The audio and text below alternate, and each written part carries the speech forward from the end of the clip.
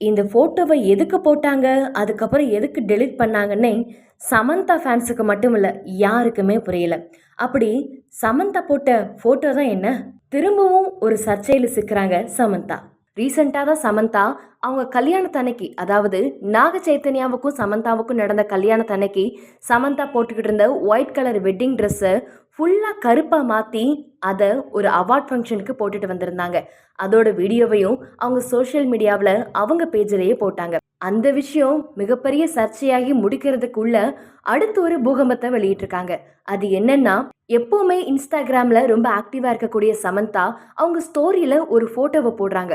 அது என்னன்னா, பாத்ரூம்ல குளிக்கும் போது ரொம்பவே ஆடை இல்லாம நியூடா இருக்கிற மாதிரி ஒரு போட்டோ தான். இதை பார்த்துட்டு ரொம்பவே ஷாக் ஆகுறாங்க சமந்தா ஃபேன்ஸ். அதுக்கு ஃபேன்ஸ் எல்லாருமே முழுசா ரியாக்ட் பண்ணி முடிக்கிறதுக்குள்ள டக்குன்னு அந்த போட்டோவை அவங்க ஸ்டோரியில இருந்து டெலிட் பண்ணிட்டாங்க.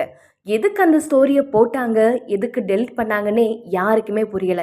ஒருவேளை நாக சைத்தன்யாவை பழி வாங்குறதுக்காக அவங்க இந்த மாதிரி ட்ரெஸ்ஸை போட்டாங்களா, இல்லைனா வேற ஏதேனும் காரணமா அப்படிங்கிறத நிறைய பேர் அவங்க கருத்துக்களா சொல்லிட்டு இருக்காங்க. என்னதான் இருந்தாலும் சமந்தா இந்தியா முழுக்க பிரபலமான நடிகைகள்ல ஒருத்தங்க. இப்படி இருக்கிறப்போ அவங்களோட சோஷியல் மீடியாவில் இந்த மாதிரி போட்டோஸ் அவங்க போடுறது எல்லாருக்குமே கொஞ்சம் கஷ்டமா தான் இருக்கு. இதை பத்தி நீங்க என்ன நினைக்கிறீங்கன்னு கீழே கமெண்ட்ஸ்ல சொல்லுங்க.